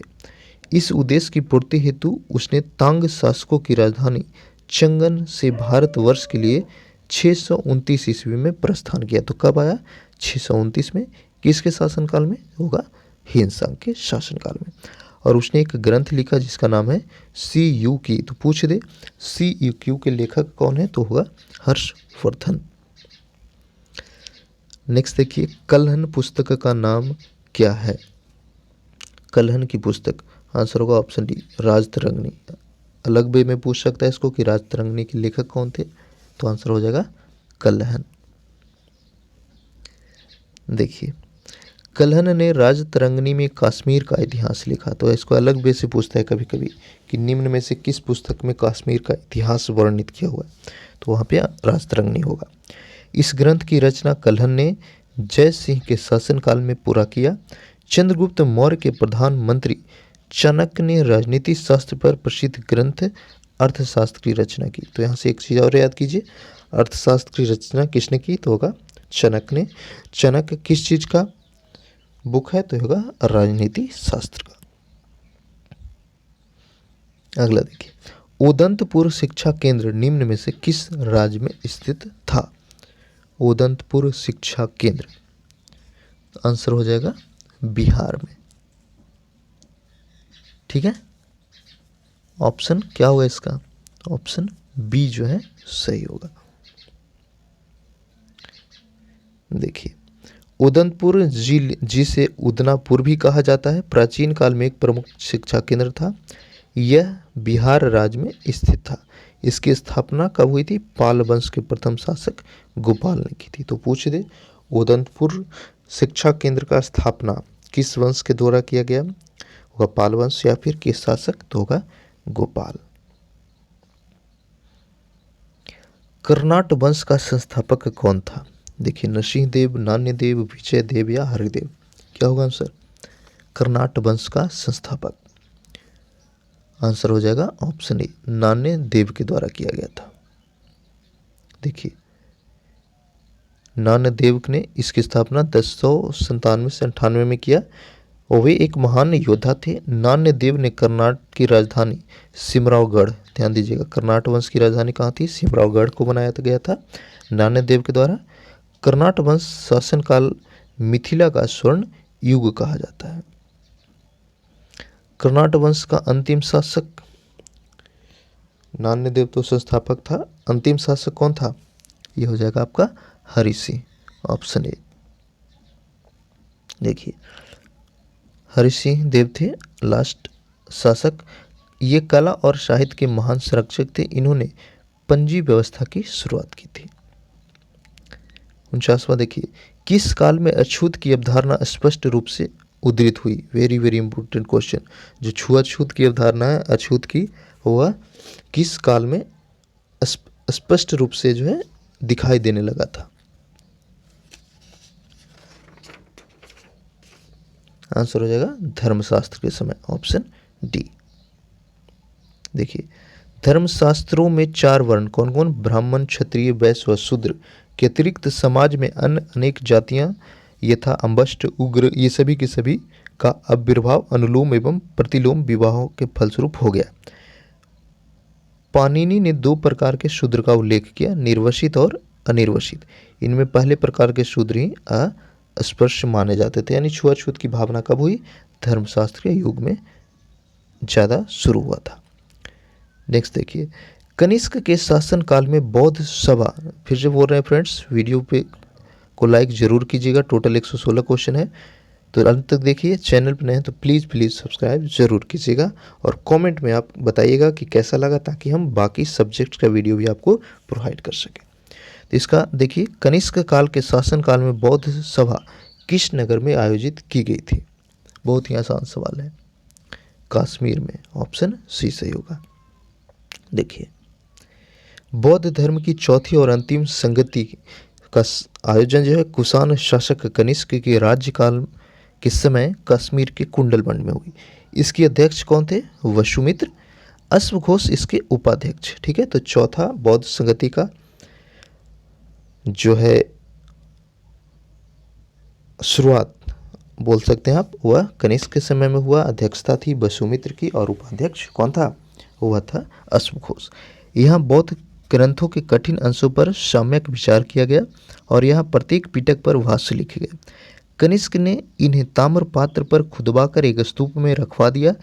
त्रिपिटक में लिखे गए इन्हीं भाष्यों को विभाषा शास्त्र भी कहा जाता है। उल्लेखनीय है कि पहली बौद्ध संगति बुद्ध की मृत्यु के समय कहाँ पर हुई थी? राजगीर की सप्तपर्णी गुफा में हुई। इस समय मगध का शासक तो प्रथम के समय अजातशत्रु था और इसकी अध्यक्षता महाकश्यप ने की थी। ठीक है। द्वितीय बौद्ध संगति का आयोजन कालाशोक के शासनकाल में हुआ। ठीक है। और इसके अध्यक्ष थे सबकामीर। ठीक है। तो आपको याद करना है बौद्ध धर्म में हर बौद्ध संगति का आयोजन कब हुआ, किसके शासनकाल में हुआ, उसके अध्यक्ष और उपाध्यक्ष और उस संगति की प्रमुख घटना। इतना चीज़ आपको याद करना है जब भी आप पढ़ेंगे बौद्ध धर्म। 51वां देखिए, भगवान बुद्ध के महापरिनिर्वाण के बाद पहली बौद्ध संगति। इंपॉर्टेंट क्वेश्चन, यानी भगवान बुद्ध की मृत्यु जब होती है तो उसके बाद पहला बौद्ध संगति कब किया जाता है? तो यह होता है राजगीर में, जो कि पहला बौद्ध संगति था। ऑप्शन ए सही होगा। देखिए, महात्मा बुद्ध का जन्म कब हुआ? 563 ईस्वी पूर्व में कपिलवस्तु लुम्बिनी। बोध गया में वैशाख पूर्णिमा की रात को उनको ज्ञान की प्राप्ति होती है और उनकी मृत्यु जो है वह उनका पहला उपदेश धर्मचक्र परिवर्तन कहाँ पर? सारनाथ में। और उनकी मृत्यु होती है कुशीनगर, जिसको महापरिनिर्वाण के नाम से जाना जाता है। तो ये महत्वपूर्ण पॉइंट्स है। अगला देखिए, बुद्ध के जीवन की 4 महत्वपूर्ण घटनाओं, उसमें संबंध 4 स्थानों का नीचे उल्लेख किया गया है। स्तंभ 1, 2 को इसको आपको सुमेलित करना है। तो प्रथम प्रवचन कब हुआ था? कहाँ पर? सारनाथ में। तो तीसरा का पहला। आप देखिए चारों ऑप्शन में ध्यान से कौन है तीसरा का पहला। फिर से आपका ज्ञान की प्राप्ति उनको हुआ था बोध गया में, यानी पहला का दूसरा। ठीक है। तो ऑप्शन बी जो है इसका सही होगा। निधन हुआ था उनका कहाँ पर? कुशीनगर में। जन्म हुआ था लुम्बिनी में और ज्ञान की प्राप्ति कहाँ पर हुई थी? बोध गया में हुआ था। सॉरी, मिस्टेक हो गया, फिर से देखते हैं। देखिए, जन्म उनका हुआ था लुम्बिनी में, मृत्यु हुआ था कुशीनगर में। प्रथम प्रवचन सारनाथ, ज्ञान की प्राप्ति बोध गया। याद हो गया? चलिए अगला देखिए, बोध गया में महाबोधि मंदिर बनवाया गया जहाँ पर। तो बोध गया में महाबोधि मंदिर कहाँ पर बना हुआ है? आसान सवाल है। जहाँ पे गौतम बुद्ध को ज्ञान की प्राप्ति हुई थी। ऑप्शन बी सही होगा। देखिए, बोध गया में 6 वर्ष की साधना के बाद 35 वर्ष की आयु में महात्मा बुद्ध को वैशाख पूर्णिमा की रात को एक पीपल वृक्ष के नीचे ज्ञान की प्राप्ति हुई। इस स्थल पर मंदिर का निर्माण सम्राट अशोक ने 3री शताब्दी बीसी में प्रारंभ किया, परंतु इसका वर्तमान स्वरूप 5वीं-6वीं शताब्दी में निर्मित हुआ। यह मंदिर पूरी तरह ईंटों से निर्मित है। वर्ष 2002 में इसको यूनेस्को द्वारा विश्व धरोहर स्थल में शामिल किया गया था। अगला देखिए, गौतम बुद्ध को एक देवता का स्थान किस राजा के युग में प्राप्त हुआ था? सही आंसर हो जाएगा कनिष्क। Option B. देखिए, कनिष्क के शासनकाल में संपन्न चौथी बुद्ध संगति में बौद्ध धर्म हीनयान और महायान 2 संप्रदाय में बट गया था। महायान शाखा में बुद्ध को देवता माना गया तथा उनकी पूजा की जाने लगी। इसी के साथ अनेक बोधिसत्वों का भी पूजा प्रारंभ हुआ। तो देवता बौद्ध गौतम बुद्ध को किस समय माना जाने लगा? कनिष्क के शासनकाल में। ईसा पूर्व 6ठी सदी में विश्व की प्रथम गणतंत्रात्मक व्यवस्था। आसान सवाल, वैशाली होगा। ऑप्शन ए सही। देखिए, प्रथम गणतंत्रात्मक व्यवस्था वैशाली में थी। वस्तुतः 6ठी सदी में जहां महाजनपद में राजतंत्रात्मक व्यवस्था था, वहीं बज्जी तथा मल्ल नामक 2 राज्य में भी गणतंत्रात्मक व्यवस्था प्रचलित थी। बज्जी 8 राज्यों का एक संघ था, जिसमें वैशाली के लिच्छवी सबसे शक्तिशाली थे। अगला देखिए, मुगल चित्रकला किसके नेतृत्व में अपने शीर्ष बिंदु पर था? तो मुगल चित्रकला जो है सबसे ज़्यादा किस समय था? जहांगीर, शाहजहां, हुमायूं या फिर अकबर? सही आंसर हो जाएगा जहांगीर के समय में। ऑप्शन है।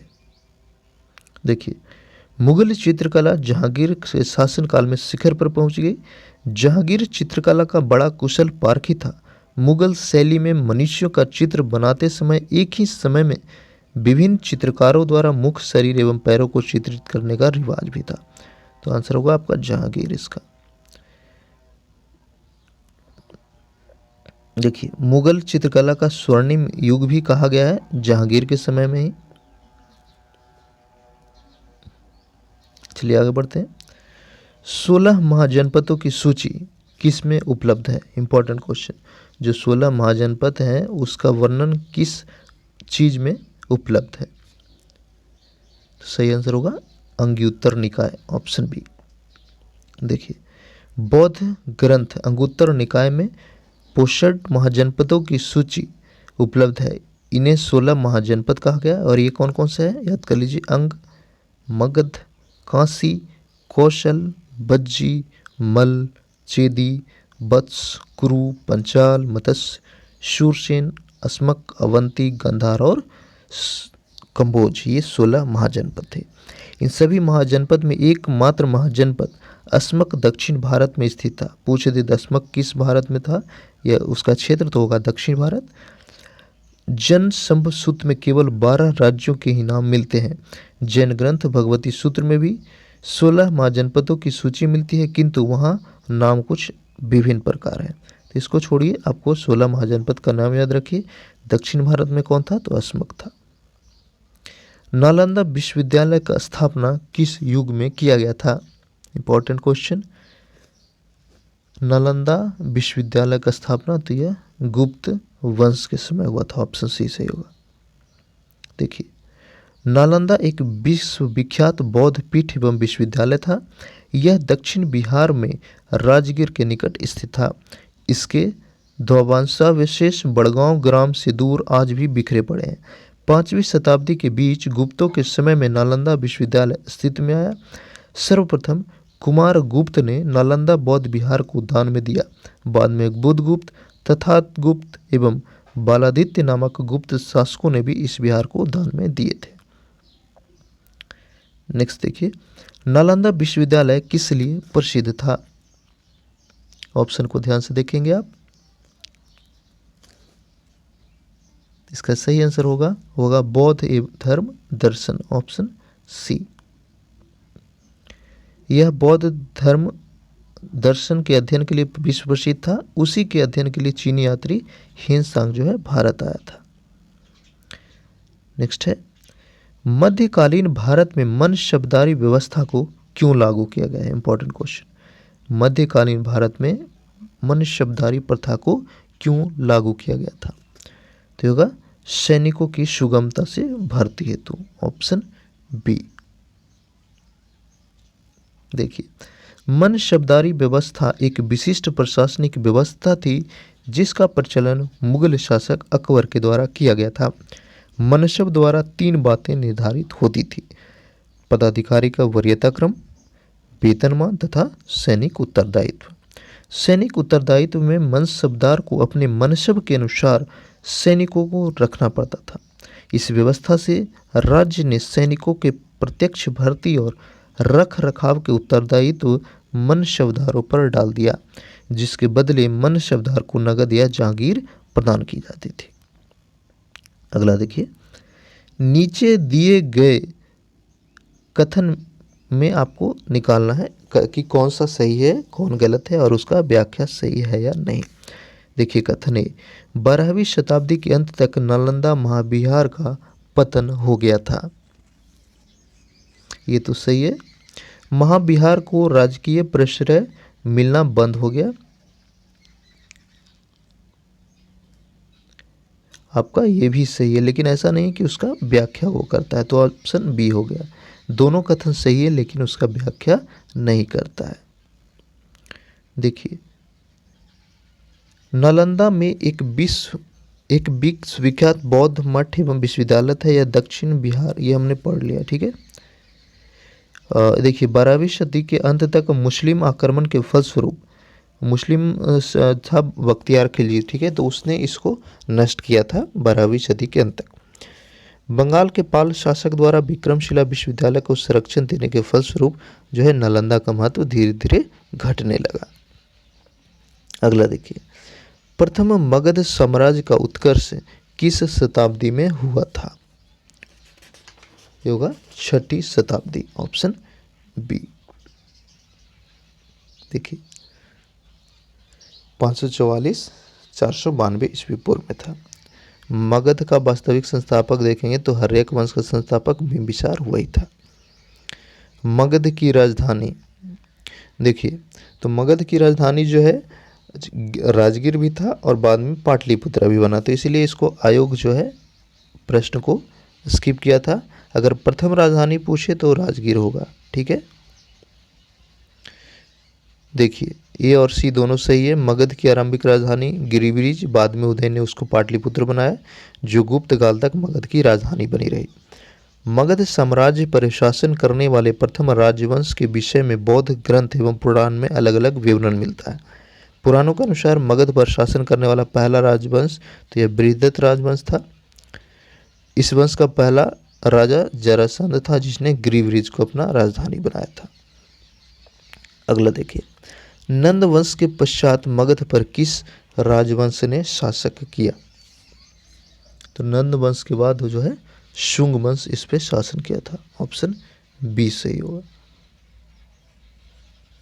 सॉरी, इसका सही आंसर होगा ऑप्शन ए, नंद वंश के बाद मौर्य वंश, ठीक है। ऑप्शन ए, नंद वंश के बाद मौर्य वंश। देखिए, नंद वंश की स्थापना शिशु नाग वंश का अंत करके किया गया था। नंद वंश के कुल 9 राजा हुए। नंद वंश में जनता से बलपूर्वक धन वसूलने, छोटी मोटी वस्तुओं पर भारी कर लगाने के कारण जनता जो है शासक के विरुद्ध हो गई। चारों ओर घृणा एवं असंतोष का वातावरण हो गया। इसी का लाभ उठाकर चंद्रगुप्त मौर्य एवं चाणक्य ने धनानंद की हत्या कर नंद वंश का अंत कर दिया, यानी उसके बाद जो है मौर्य वंश की स्थापना चंद्रगुप्त मौर्य के द्वारा किया गया। जिसके ग्रंथ में चंद्रगुप्त मौर्य का विशिष्ट रूप से वर्णन हुआ है वह कौन है? तो होगा विशाखदत्त, ऑप्शन सी। देखिए, विशाखदत्त के द्वारा लिखा गया मुद्रा राक्षस से चंद्रगुप्त मौर्य के विषय में विस्तृत सूचना प्राप्त होती है। इस ग्रंथ में चंद्रगुप्त मौर्य को नंद राज का पुत्र माना गया है। मुद्रा राक्षस में चंद्रगुप्त को वृषल तथा कुलहीन भी कहा गया। 18वीं शताब्दी ईस्वी में घुंडीराज ने मुद्रा राक्षस पर टीका लिखी। मुद्रा राक्षस के अतिरिक्त विशाखदत्त के नाम से 2 अन्य रचनाओं का भी उल्लेख हुआ है, देवी चंद्रगुप्तम और अभिसारिका। तो इन दोनों के लेखक भी अगर पूछे कि कौन है तो आंसर क्या होगा? विशाखदत्त होगा। नेक्स्ट है, निम्नलिखित में से मगध का कौन सा राजा सिकंदर महान के समकालीन था? पीछे हमने किसी न किसी क्वेश्चन को सॉल्यूशन में इसको पढ़ा था, ठीक है। सिकंदर महान किसके समकालीन था? तो ये हो जाएगा आपका धनानंद, ऑप्शन बी, ठीक है। देखिए, महापद्मनंद के उत्तराधिकारियों की संख्या पुराण एवं बौद्ध ग्रंथ में 8 मिलती है। इस वंश का अंतिम शासक धनानंद था, जो कि सिकंदर का समकालीन था। उसे यूनानी लेखकों ने अग्रमीज कहा। जोनोफोन ने उसे बहुत धनाढ़ व्यक्ति बताता है और भद्रसाल उसका सेनापति भी था। नेक्स्ट है, पाटलिपुत्र में स्थित चंद्रगुप्त का महल किस चीज का बना हुआ था? इंपॉर्टेंट क्वेश्चन, वो लकड़ी का था, ऑप्शन सी सही होगा। देखिए, बिहार में पटना के समीप बुलंदी बाग एवं खुमरार में की गई खुदाई से मौर्य काल के लकड़ी के विशाल भवनों के अवशेष मिले। इन्हें प्रकाश में लाने का श्रेय स्पूनर महोदय को है। बुलंदी बाग से नगर के परकोटे के अवशेष तथा कुमरार से राजप्रसाद के अवशेष भी प्राप्त हुए। अगला देखिए, अष्टप्रधान का गठन किसने किया था? ये होगा शिवाजी, ठीक है। अष्टप्रधान का गठन किसके द्वारा किया गया? शिवाजी के द्वारा। देखिए, शिवाजी के राज्य के प्रशासन के लिए केंद्रीय स्तर पर अष्टप्रधान की व्यवस्था की गई, जिसके अंतर्गत 8 मंत्रियों को नियुक्त किया गया। इसमें पेशवा, अमात्य, मंत्री, सचिव, सुमंत, सेनापति, पंडित और न्यायाधीश शामिल थे। ये शिवाजी के राज्य प्रशासन में आधुनिक काल के सचिवों की भांति कार्य करते थे। इनका कार्य राजा को परामर्श देना मात्र था। इसे किसी भी अर्थ में मंत्रिमंडल नहीं कहा जा सकता है। प्रत्येक मंत्री राजा के प्रति उत्तरदायी था। नेक्स्ट है, निम्नलिखित में से किस मौर्य राजा ने दक्कन की विजय प्राप्त की थी? मौर्य राजा जो कि दक्कन पे विजय प्राप्त किया, तो यह था चंद्रगुप्त, ऑप्शन बी। देखिए, मौर्य साम्राज्य के संस्थापक चंद्रगुप्त मौर्य ने दक्षिण भारत की विजय प्राप्त की। इस संदर्भ में अशोक के अभिलेख, जैन एवं तमिल साक्ष्यों से जानकारी प्राप्त होती है। दक्षिण भाग के अनेक स्थलों में अशोक के अभिलेख प्राप्त हुए, किंतु अशोक ने एकमात्र कलिंग विजय ही की थी। अतः ऐसी स्थिति में दक्षिण में विजय का श्रेय चंद्रगुप्त मौर्य को ही दिया जाता है। अभिलेख जिससे यह प्रमाणित होता है कि चंद्रगुप्त का प्रभाव पश्चिम भारत पर था, कौन था? ठीक है, यानी किस अभिलेख से यह कहा जाता है कि चंद्रगुप्त मौर्य का प्रभाव जो है वह पश्चिम भारत पर भी था? तो ये आंसर हो जाएगा ऑप्शन सी, रुद्रदामन का जूनागढ़ शिलालेख। देखिए, रुद्रदामन के जूनागढ़ अभिलेख से यह ज्ञात होता है कि चंद्रगुप्त मौर्य के सौराष्ट्र स्थित प्रांतीय शासक पुष्यगुप्त ने वहां सुदर्शन झील बनवाई थी। पूछता है कि सौराष्ट्र का सुदर्शन झील का निर्माण किसने किया? तो होगा पुष्यगुप्त। बाद में अशोक ने के यूनानी गवर्नर तुसासप ने इस जलाशय के साथ बहुत सी नहरें भी बनवाई। इस प्रांत को अनार्थ तथा सौराष्ट्र कहा गया। इससे पश्चिम भारत पर चंद्रगुप्त के आधिपत्य होने का प्रमाण मिलता है। नेक्स्ट देखिए, क्वेश्चन नंबर 71।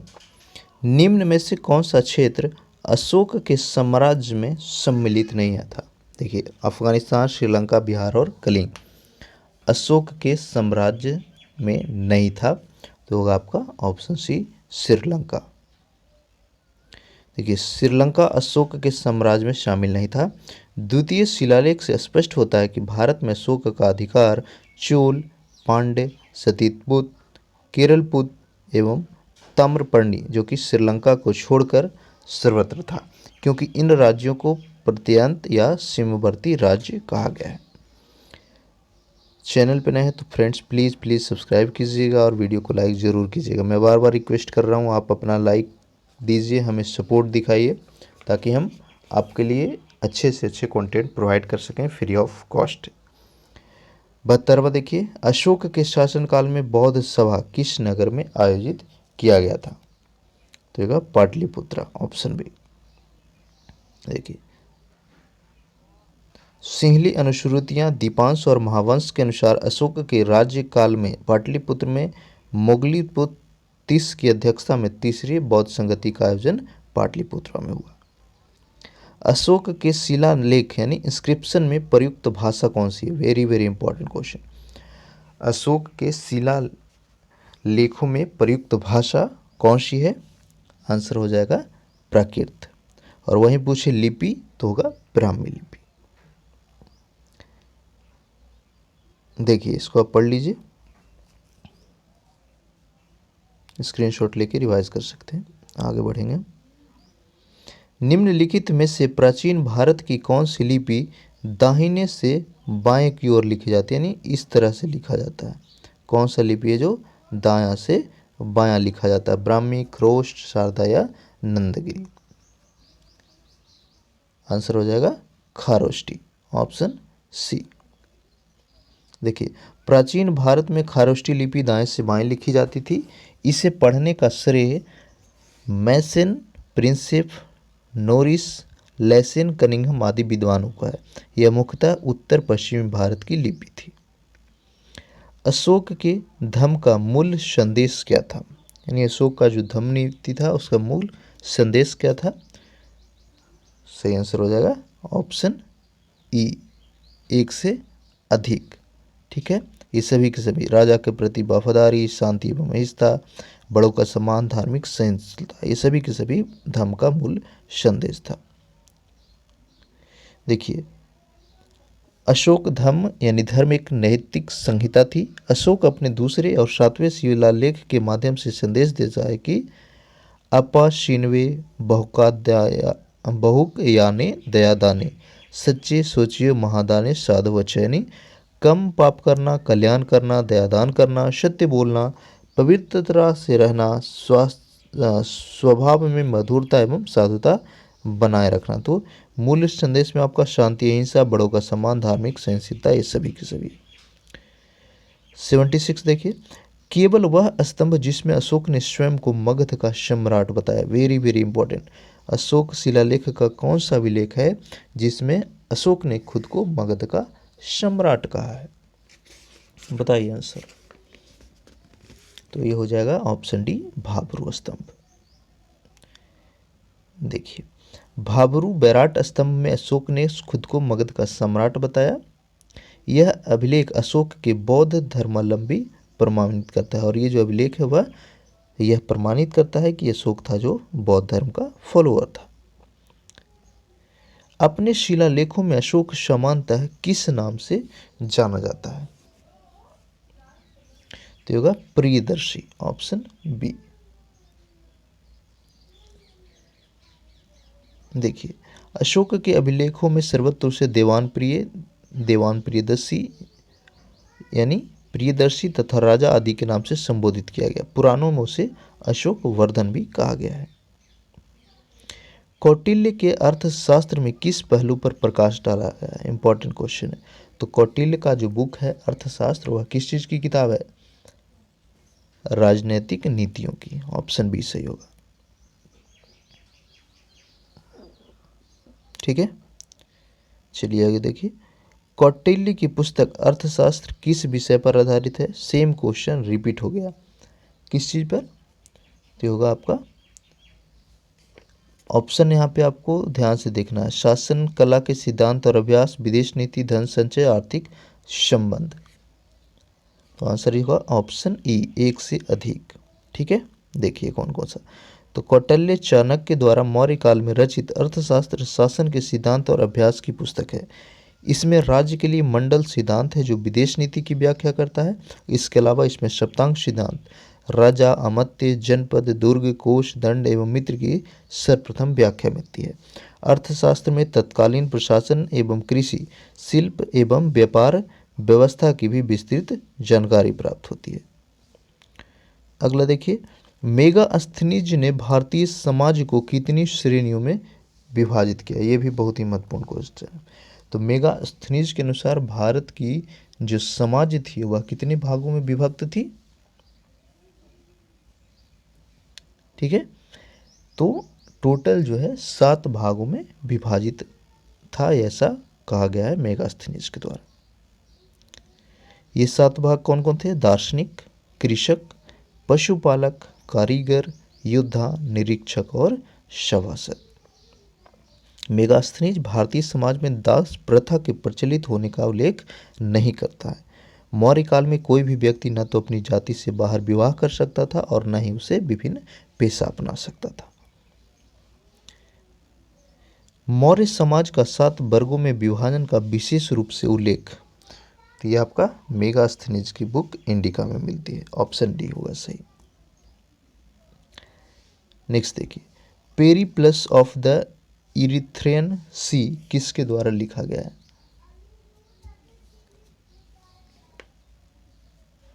तो इसका सही आंसर होगा ऑप्शन ई। ठीक है, देखिए इसका explanation. Periplus of the Erythraean Sea एक ग्रीको रोमन पेरिप्लस है, यानी मैन्युस्क्रिप्ट डॉक्यूमेंट है। यह रोमन मिस्र के बंदरगाहों के नेविगेशन और व्यापार के अवसरों का वर्णन करता है। इसे लगभग 60 ईस्वी में अलेक्जेंड्रिया के एक अनाम नाविक ने लिखा, नहीं पता ही नहीं है कि किसके द्वारा लिखा गया है। वह स्रोत जिसमें पाटलिपुत्र के प्रशासन का वर्णन किया हुआ है। महत्वपूर्ण क्वेश्चन। तो पाटलिपुत्र के प्रशासन का वर्णन है वह मेगास्थनीज का बुक इंडिका में मिलती है। देखिए, इसके अनुसार पाटलिपुत्र के नगर परिषद की 5-5 सदस्यों वाली 6 समितियां का उल्लेख किया है। वह नगर के पदाधिकारियों को एस्टिनोमोई कहता था। अगला देखिए, पाटलिपुत्र को किस शासक ने सर्वप्रथम अपनी राजधानी बनाई? पाटलिपुत्रा को किस शासक ने सबसे पहले अपना राजधानी बनाया था? आंसर हो जाएगा चंद्रगुप्त मौर्य।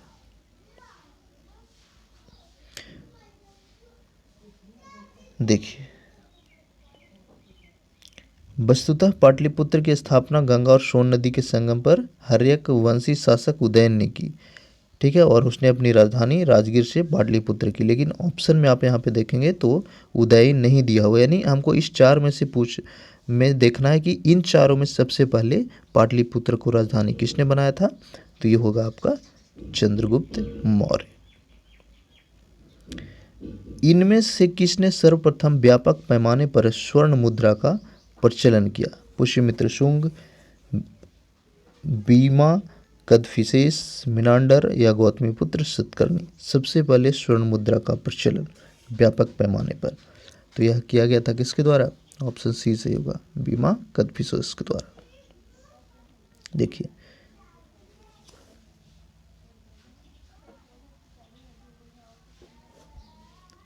ठीक है, आगे देखिए, कला की गंधार शैली निम्न में से किसके समय में फली फूली? इंपॉर्टेंट क्वेश्चन है। कला की गंधार शैली किसके समय में ज़्यादा डेवलप हुआ? तो होगा कुषाणों के समय, ऑप्शन ए। देखिए, कुषाण शासक कनिष्क के शासनकाल में कला के क्षेत्र में दो स्वतंत्र शैलियों का विकास हुआ, गांधार और मथुरा शैली। इन दोनों को कनिष्क की ओर से पर्याप्त प्रोत्साहन दिया गया। गांधार कला यूनानी कला से प्रभावित थी। शुंग वंश के बाद किस वंश ने भारत पर राज किया था? देखिए, सभी वंशों का क्रम आप जरूर नोट करके याद कर लेंगे, बार बार वहाँ से प्रश्न पूछे जाएंगे। तो शुंग वंश के बाद जो है वह शासन करता है कौन? कण्व वंश, ऑप्शन सी सही होगा। देखिए, शुंग वंश के अंतिम राजा देवभूति अपने अमात्य वासुदेव के षड्यंत्रों के द्वारा मार डाला गया। वासुदेव ने जिस नवीन राजवंश की नींव डाली वह था कण्व या कण्व नाम से जाना गया। शुंग के समान भी यह भी ब्राह्मण वंश था। तो शुंग वंश के बाद कण्व वंश की स्थापना होती है। राजा खारवेल का नाम किससे जुड़ा हुआ है? देखिए, चार ऑप्शन को ध्यान से, गिरनार, जूनागढ़, हाथीगंपा या सारनाथ लेक। राजा खारवेल, तो यह जुड़ा हुआ है फ्रेंड्स हाथी गुफा से, ऑप्शन सी सही होगा। देखिए, कलिंग का चेदी शासक खारवेल प्राचीन भारतीय इतिहास के महानतम सम्राटों में से एक था। उड़ीसा प्रांत के भुवनेश्वर से 3 मील की दूरी पर स्थित उदयगिरी पहाड़ी की हाथी गुम्फा से उसका बिना तिथि का अभिलेख प्राप्त हुआ। इसमें खारवेल के बचपन, शिक्षा, राज अभिषेक तथा राजा होने के बाद से 13 वर्षों तक के शासनकाल की घटनाओं का क्रमबद्ध विवरण दिया हुआ है। यह अभिलेख खारवेल का इतिहास जानने का एकमात्र स्रोत है। नेक्स्ट देखिए 89 क्वेश्चन नंबर, टोटल 116 क्वेश्चन, तो लास्ट तक बने रहेंगे। ठीक है, देखिए, नगरों का क्रमिक पतन किस काल में एक महत्वपूर्ण विशेषता थी? आंसर हो जाएगा गुप्त काल, ऑप्शन ए। देखिए, गुप्त काल में नगर क्रमिक पतन की ओर अग्रसर हुए। संपूर्ण गंगा घाटी जो शहर पहले अत्यंत समृद्ध अवस्था में था, उनमें से अधिकांश को गुप्त युग में या तो उसे त्याग दिया गया या वहाँ के आवासन में पर्याप्त विघटन हुआ। पाटलिपुत्र जैसा महत्वपूर्ण नगर हिनसांग के आगमन तक गांव बन गया था। मथुरा जैसा महत्वपूर्ण नगर कुम्हरार, सोनपुर, ये सभी के सभी जो है उत्तर प्रदेश में गंगा घाटी के अनेक महत्वपूर्ण केंद्र हास्य के प्रमाण प्रस्तुत करते हैं, यानी धीरे धीरे जो है विघटित हो गया था। निम्नलिखित में से कौन सा बंदरगाह गुप्त काल में उत्तर भारतीय व्यापार के लिए उपयोग किया जाता था? कल्याण, भचोड़, कॉम्बे या फिर ताम्रलिप्ति। उत्तर भारत में व्यापार के लिए उपयोग किया जाने वाला बंदरगाह, आंसर के बताइए इसका। ये होगा ऑप्शन बी। ठीक है, इसका सही आंसर ताम्रलिप्ति। देखिए, ताम्रलिप्ति बंदरगाह था जहां से उत्तर भारत के साथ दक्षिण पूर्व एशिया, चीन, लंका, जावा, सुमात्रा आदि के देशों के साथ व्यापार होता था। पश्चिमी भारत का प्रमुख बंदरगाह भृगुकक्ष यानी भचौड़ था, जहां से पश्चिम देशों में समुद्री व्यापार होता था। तो देखिए, उत्तर भारतीय का ताम्रलिप्ति होगा और पश्चिम भारत का भचौड़ प्रमुख बंदरगाह। किस शासक वंश ने मंदिर एवं ब्राह्मणों को सबसे ज्यादा अधिक ग्राम अनुदान में दिया? गुप्त, राष्ट्रकूट, पाल या प्रतिहार वंश? तो ये हो जाए आपका गुप्त वंश। देखिए इसका एक्सप्लेनेशन ध्यान से पढ़िए। चलिए आगे बढ़ते हैं। गुप्त युग में भूमि राजस्व की दर कितनी थी? ये भी बार बार रिपीट होता है। तो भूमि राजस्व की दर जो थी 1/6 भाग था उपज का, ऑप्शन बी। देखिए गुप्त काल में जो लोग राजकीय भूमि पर कृषि करते थे उन्हें अपने उपज का एक भाग राजा को देकर कर के रूप में देना पड़ता था, जो शिष्टांग होता था, यानी 1/6 होता था। गुप्त अभिलेखों में भूमि कर को उद्रांग तथा भाग कर कहा गया है। भगवत संप्रदाय के विकास में किसकी देन सबसे अधिक है? पार्थियन, कुषाण, गुप्त या हिंद यूनानी लोग? इसका सही आंसर होगा ऑप्शन डी, गुप्त का। देखिए भागवत अथवा वैष्णव धर्म का चरमोत्कर्ष गुप्त राजाओं के शासनकाल में हुआ। गुप्त नरेश वैष्णव मातानुयायी थे तथा उन्होंने इसे अपना राजधर्म बनाया था।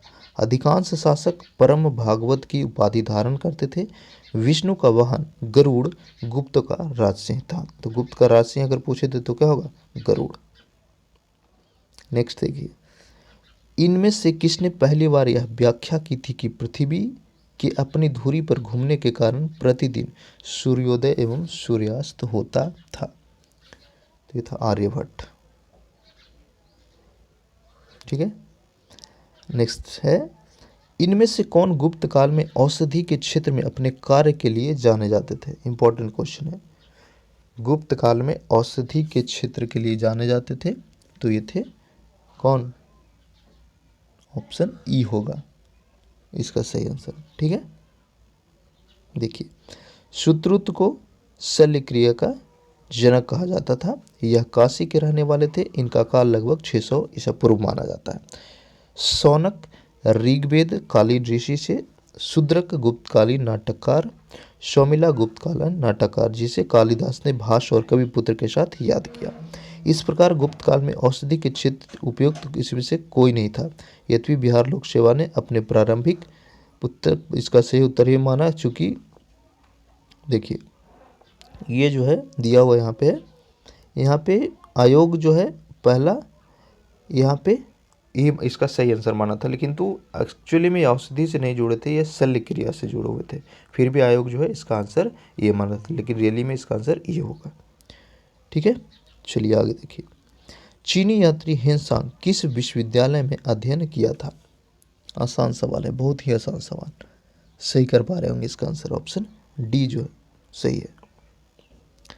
देखिए पढ़ लीजिए हेनसांग के बारे में। तो यह हर्षवर्धन के शासनकाल में भारत आया 637 ईस्वी में। हेनसांग नालंदा विश्वविद्यालय गया था। देखिए यह 629 में भारत आया था, 637 में नालंदा जाता है। इस समय वहाँ के कुलपति कौन थे ये भी पूछ सकता है, तो सीलभद्र थे। लगभग 1.5 वर्ष तक नालंदा में निवास कर उसने योग शास्त्र का अध्ययन किया। इसके बाद वह बंगाल, उड़ीसा, धर्मकटक होता हुआ कांची पहुंचा। अपनी यात्रा के दूसरे दौर में हेनसांग पुनः नालंदा आया और व्याख्यान दिया था। हेनसांग की भारत में यात्रा के समय सूती कपड़ों के उत्पादन के लिए सबसे प्रसिद्ध नगर कौन था? तो ये मथुरा था। देखिए ठीक है, चलिए आगे बढ़ते हैं। कबीबान कहाँ का निवासी था? कबीबान कहाँ का निवासी था? ये हो जाएगा पाटलिपुत्र का, ऑप्शन ए। देखिए बाणभट्ट जो है हर्षवर्धन के दरबारी कवि थे। ये पाटलिपुत्र क्षेत्र के निवासी थे। हर्षचरित, कादम्बरी और चंडी शतक, ये तीनों की तीनों जो बुक है वह बाणभट्ट के द्वारा लिखा गया है। चीनी यात्री इति सिंह ने बिहार का भ्रमण कब किया था? इति सिंह बिहार कब आया था? ये 671 या 672 माना जाता है, जो कि ऑप्शन में दिया हुआ नहीं है, तो आंसर ऑप्शन डी होगा। देखिए 671 या 72 में आया था वह, तब वह युवक था। अपने 37 बौद्ध सहयोगियों के साथ बौद्ध धर्म के अवशेषों को देखने की इच्छा से वह विश्व भ्रमण करने का निश्चय किया। वह दक्षिण के समुद्री मार्ग से होकर के भारत आया। 675 से 685 तक नालंदा विश्वविद्यालय में उसने यानी 10 वर्षों तक अध्ययन किया। 693-94 में लगभग सुमात्रा होता हुआ वह चीन लौट गया था। प्रसिद्ध चीनी यात्री फाहान ने किसके शासनकाल में भारत की यात्रा की? 100वां क्वेश्चन। तो इसका सही आंसर होगा चंद्रगुप्त द्वितीय। नालंदा विश्वविद्यालय के संस्थापक, इंपॉर्टेंट क्वेश्चन, तो ये थे कुमारगुप्त। ऑप्शन बी सही होगा। देखिए, हेनसांग के अनुसार नालंदा विश्वविद्यालय का संस्थापक शुक्रादित्य था, जिसने बौद्ध धर्म के त्रिरत्नों के पहली महती श्रद्धा के कारण इसकी स्थापना करवाई। शुक्रादित्य की पहचान कुमारगुप्त प्रथम से की जाती है, तो आंसर कुमारगुप्त प्रथम ही होगा। कुमारगुप्त की प्रसिद्ध उपाधि क्या थी? महेंद्र द्वितीय थी। ताम्रपत्र लेख दर्शाते हैं कि प्राचीन काल में बिहार के राजाओं का संपर्क किसके था? बर्मा, कंबोडिया, थाईलैंड या जावा। तो हो जाएगा जावा सुमात्रा से, ऑप्शन डी। देखिए, पाल वंशी शासक देवपाल बौद्ध मतानुयायी था। लेखों में उसे परम सौगात कहा गया। उसने जावा के शैलेंद्र वंशी शासक बालपुत्र देव से अनुरोध कर उसने नालंदा में एक बौद्ध विहार बनवाने के लिए 5 गांव दान में दिए थे। नेक्स्ट है, सुवर्ण भूमि का वह राजा कौन था जिसने नालंदा में एक बौद्ध विहार की स्थापना की तथा उसके रख रखाव हेतु अपने दूत द्वारा देवपाल से 5 गांव दान में देने की प्रार्थना की थी? तो इसका सही आंसर होगा ऑप्शन सी, बालदेव पुत्र। देखिए, ध्यान से पढ़ लीजिए, इसको हेल्पफुल होगा। चलिए आगे बढ़ते हैं। नालंदा विश्वविद्यालय के विनाश का कारण, तो आंसर हो जाएगा मुस्लिम शासक। कौन था वह? बख्तियार खिलजी। ठीक है। खजुराहो मंदिर स्थापत्य के निर्माण में सहयोगी कौन थे? ये होगा चंदेल। ऑप्शन ए इसका सही आंसर। देखिए, खजुराहो के मंदिर चंदेल राजाओं के समय में 950-1050 के बीच बनाए गए। यह मंदिरों में कंदरिया महादेव का मंदिर सर्वोत्तम है। खजुराहो मध्य प्रदेश के छतरपुर जिले में स्थित है। विक्रमशिला शिक्षा केंद्र के संस्थापक, आंसर क्या होगा? बहुत ही इजी क्वेश्चन है, धर्मपाल। Option B. देखिए, विक्रमशिला का विश्वविद्यालय बिहार के भागलपुर जिले में स्थित था। इसकी स्थापना पाल वंश के धर्मपाल ने की। दीपंकर श्रीज्ञान जो उपाध्याय अतीश के नाम से प्रसिद्ध थे, यहाँ के सर्वाधिक प्रसिद्ध विद्वान हुए और ये तिब्बत की भी यात्रा किए थे। निम्नलिखित राजवंशों में किसका उल्लेख संगम साहित्य में नहीं किया हुआ है? कदम्ब, चेर, चोल या पांड्य? आंसर हो जाएगा ऑप्शन ए, कदम्ब का जो है वर्णन वह संगम साहित्य में नहीं किया गया। ध्यान से पढ़ लीजिए इसको। संगम साहित्य में देखिए चोल, चेर और पांड्य राजा का वर्णन किया हुआ है सिर्फ। संगम युग में उरैर, देखिए नेक्स्ट 108वां क्वेश्चन। संगम युग में उरैर किसके लिए विख्यात था? तो ये हो जाएगा कपास के व्यापार का प्रमुख केंद्र था उरैर। ये तमिलनाडु के चिरुपल्ली स्थित कावेरी तट पर उरैर संगमकालीन चोलों की राजधानी थी। यह कारी एवं वारानम नामों से प्रसिद्ध था। संगम युग में उरैर कपास और सूती वस्त्रों का बड़ा केंद्र था। मुद्रा राक्षस का लेखक निम्न में से कौन है? तो होगा विशाखदत्त। Option B. ठीक है। पृथ्वीराज रासो के लेखक कौन है? तो ये हो जाएगा चंद्रबरदाई। Option D. देख लीजिए, चौहान वंशी शासक पृथ्वीराज तृतीय के दरबारी कवि थे चंद्रबरदाई, जिसने पृथ्वीराज रासो की रचना की थी। अगला है, स्वप्नवास दत्ता के लेखक कौन है? ये हो जाएगा ऑप्शन बी, भास। देखिए इनके द्वारा लिखे गए प्रमुख नाटक आप देखेंगे महाकवि भास के नाम से 13 नाटक है। देख लीजिए कौन कौन सा, ध्यान से इसको पढ़ लीजिए थोड़ा सा, 1 सेकंड पॉज करके। अगला देखिए 112वां क्वेश्चन, कुमार संभव महाकाव्य किस कवि के द्वारा लिखा गया? कुमार संभव, तो ये लिखा गया कालिदास के द्वारा, ऑप्शन डी सही होगा। ठीक है, चलिए अगला देखते हैं, उस स्रोत का नाम बताएं जो प्राचीन भारत के व्यापारिक मार्गों पर मौन था। आंसर होगा मिलिबंध, ऑप्शन बी। देखिए पाली भाषा में बौद्ध भिक्षु नागसेन द्वारा लिखित मिलिंद पनाहों में नागसेन एवं हिंद यवन शासक मेनांडर के बीच वार्तालाप का वर्णन है। इसमें व्यापारिक मार्गों का वर्णन नहीं किया हुआ है कहीं भी। हर्षचरित नामक पुस्तक, तो ये आसान सवाल है काफी, बाणभट्ट के द्वारा लिखी गई।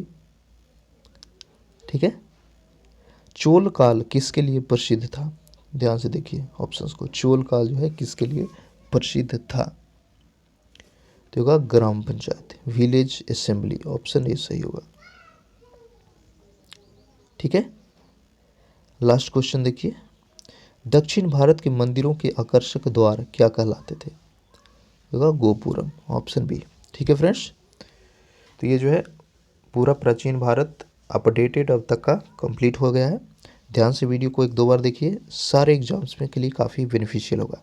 चैनल पर नए हैं तो फिर से रिक्वेस्ट है सब्सक्राइब कीजिए लाल बटन पर जाके, और बिल नोटिफिकेशन पर क्लिक करके ऑल ऑप्शन को आप सेलेक्ट कर लीजिएगा। इसका पीडीएफ चाहिए या और भी मैगजीन, न्यूज़पेपर, नोट्स के important PDFs free of cost चाहिए तो हमारा टेलीग्राम चैनल का लिंक दिया हुआ है डिस्क्रिप्शन में, या फिर शिक्षा सेंटर सर्च करके आप ज्वाइन कर सकते हैं। फेसबुक ग्रुप का लिंक दिया हुआ है डिस्क्रिप्शन में, उससे जा करके हमें फेसबुक पेज और फेसबुक ग्रुप पे फॉलो कीजिए, जुड़िए। सारे अपडेट्स, इंपॉर्टेंट वैकेंसी, न्यूज़, सारा चीज़ वहाँ पे आपको मिलते रहेगा। फिर से रिक्वेस्ट है, चैनल पे नए हैं तो सब्सक्राइब कीजिए और वीडियो को लाइक ज़रूर कीजिएगा। साथ ही साथ इसका लिंक कॉपी करके अपने फ्रेंड्स को फेसबुक, व्हाट्सएप के माध्यम से ज़रूर शेयर कीजिए और हमें सपोर्ट कीजिएगा। Thank you.